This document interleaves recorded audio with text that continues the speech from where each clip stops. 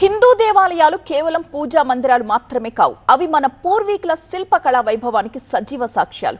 కాలక్రమంలో ఎన్నో ప్రాచీన ఆలయాలు శిథిలావస్థకు వచ్చేశాయి. ఆ చారిత్రక వారసత్వాన్ని కాపాడుకోవడానికి ఇప్పుడు భక్తులు ముందుకొస్తున్నారు. ఏలూరు జిల్లాలో సిమెంట్ వాడకుండా పూర్తిగా పురాతన పద్ధతుల్లో ఆలయాలకు జీవం పోస్తున్నారు.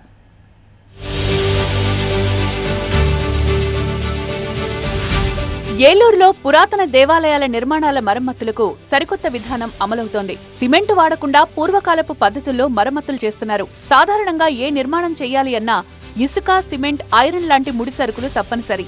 కానీ 100 ఏళ్ల క్రితం ఇవేవీ లేకుండానే అత్యంత పటిష్టమైన కట్టడాలు నిర్మించారు. సున్నాన్ని గానుగ పట్టి అందులో బెల్లం, కరక్కాయ నీరు, చెట్ల జిగురు, నారా కలిపి తయారు చేసిన మిశ్రమంతోనే ఎన్నో నిర్మాణాలు చేశారు.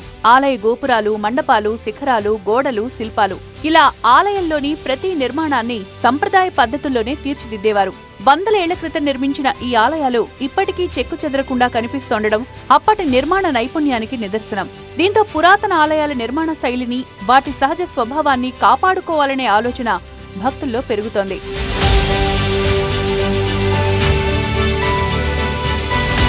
ఏలూరులోని చారిత్రక శ్రీ జనార్దన స్వామి ఆలయంలో పూర్తి సంప్రదాయ పద్ధతుల్లో మరమ్మతులు జరుగుతున్నాయి. భక్తులు సమకూర్చిన 30 లక్షల విరాళాలతో పనులు వేగవంతం చేశారు. అటు దెందులూరు మండలం సానిగూడెం గ్రామంలోని ప్రసిద్ధ పురాతన శ్రీ సీతారామస్వామి ఆలయం కూడా పూర్వ వైభవం సంతరించుకుంటోంది. విశిష్టమైన 5 అంతస్తుల గోపురం శిథిలావస్థకు చేరడంతో గ్రామ పెద్దలు, దాతలు ముందుకొచ్చారు. సున్నం, కరక్కాయ, బెల్లం, జనపనార మిశ్రమంతో ఈ గోపురాన్ని పునర్నిర్మించే పనులు ప్రారంభించారు.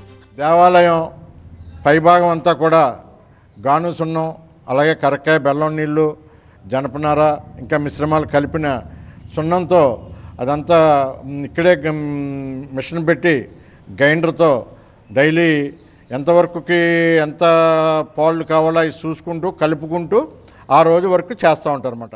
ఆలయంలో విగ్రహాలు కూడా పురాతన పద్ధతుల్లోనే తయారు చేయిస్తున్నారు. ఇది కూడా ఎక్కువ అమౌంట్ కూడుకుంది.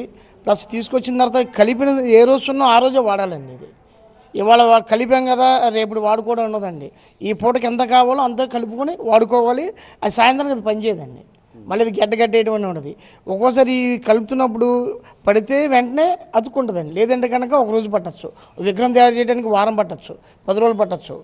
ఒక్కోసారి అయితే 2 రోజులు పట్టచ్చు. మొత్తం కూడా ఎక్కడ కూడా సిమెంట్ అనేది వాడకుండా గానుసున్నంతోనే మొత్తం 72 విగ్రహాలు కూడా తయారు చేయడం జరుగుతుందండి. ప్రస్తుతం పురావస్తు శాస్త్రవేత్తలు, ఆగమ పండితులు సంప్రదాయ స్థపతుల పర్యవేక్షణలో పనులు జరుగుతున్నాయి. ఆధునిక 3D లేజర్ స్కానింగ్ ద్వారా ఆలయ ప్రాకారాలను రికార్డ్ చేస్తూనే ఎపిగ్రఫీ నిపుణుల సాయంతో చారిత్రక శాసనాలను భద్రపరుస్తున్నారు. శైవ, వైష్ణవ, శాక్తేయ ఆగమ నిబంధనల ప్రకారం బాలాలయం ఏర్పాటు, సంప్రోక్షణ క్రతువులను శాస్త్రోక్తంగా నిర్వహిస్తున్నారు. రాజగోపురాలు కావచ్చు, లేదా గర్భగుడి పైన ఉన్నటువంటి శిఖరాలు కావచ్చు, వాటిని యథాస్థానంలో మళ్ళీ పునర్నిర్మించడం సాధ్యమవుతుందా? సాధ్యమైతే ఎలాంటి జాగ్రత్తలు తీసుకోవాలి? ఖచ్చితంగా సాధ్యం అవుతుందండి. ఇక్కడ సైంటిఫిక్ అప్రోచ్ అనేది పూర్తిగా పోయిందండి. ఎలా అయిందంటే, మన ఇల్లు ఎలా కడుతున్నామో దేవాలయాన్ని అలా ఇల్లు కట్టడం అనే పద్ధతిలో వ్యవహారం జరుగుతోంది. కాబట్టి సివిల్ ఇంజనీర్లు ఇల్లు కట్టినట్టుగా ఆలయాన్ని కట్టేస్తున్నారు. ఇది పూర్తిగా రాంగ్ స్ట్రాటజీ. ఒక ఆలయాన్ని కట్టాలంటే ఒక సైంటిఫిక్ అప్రోచ్, ఒక ఆగమం ఉంటుంది, దానికి వాస్తు ఉంటుంది, పద్ధతులు ఉంటాయి. దాని ప్రకారం, దాని కొలతలతో, దాని పద్ధతిలో ఏది ఎలా చేయాలో అలా చేయాలి.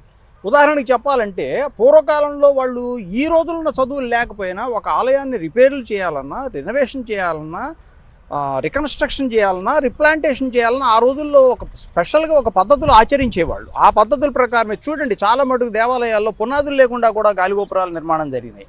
అసలు పునాదులే లేకుండా ఇంత పెద్ద గాలిగోపురం ఎట్లా ఉంది అని ఆశ్చర్యం కలిగించే సంఘటనలు చాలా ఉన్నాయి. కారణం ఏంటంటే, వాళ్ళు చాలా సైంటిఫిక్ అప్రోచ్ ఫాలో అయ్యేవారు. చూడండి, పూర్వం ప్రతి గర్భాలయానికి కూడా మీకు గాలి వెళ్ళటానికి రావడానికి మీకు తప్పనిసరిగా రంధ్రాలు ఉండి, ఇప్పుడు ప్రతి గర్భాలయం కూడా పూర్తి కంటైనర్ల గాలి బయటికి వెళ్ళడానికి వీలు లేకుండా గ్యాస్ లోపల ప్రొడ్యూస్ అయ్యే విధంగా, ఆస్కారం ఉండే విధంగా తయారవుతున్నాయి. ఇది చాలా ప్రమాదకరం. ఈ చారిత్రక సంపదను కాపాడుకోవడంలో దేవాదాయ శాఖ, ప్రభుత్వ యంత్రాంగం పాత్ర కీలకం. జిల్లాల వారీగా ప్రాచీన ఆలయాలకు జియో ట్యాగింగ్ చేయడంతో పాటు కామన్ గుడ్ ఫండ్ ద్వారా ఆదాయం లేని గుడులకు నిధులు మంజూరు చేయాలని భక్తులు కోరుతున్నారు.